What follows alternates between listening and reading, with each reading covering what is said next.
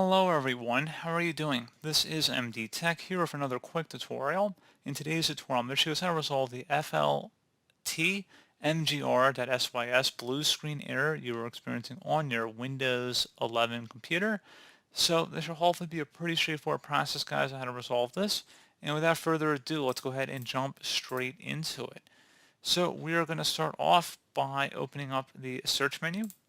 Type in CMD, best match should come back with command prompt. Right click on it and select run as administrator. If you receive a user account control prompt, select yes. And now into this command line window, type in SFC followed by a space /scan now. Scan now should all be one word attached to that / out front. Hit enter on your keyboard to begin the system scan. This will take some time to run, so please be patient.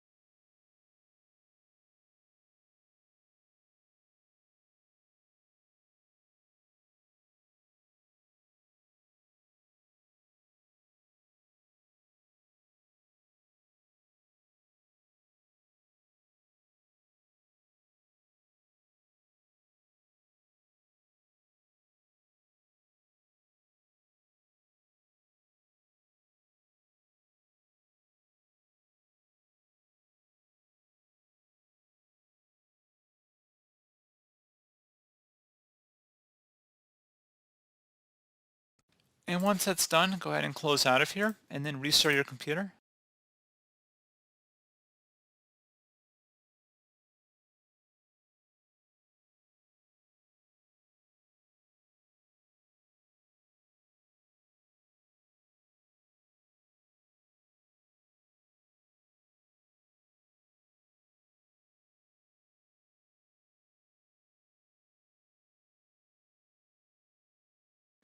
And hopefully that was able to resolve your problem.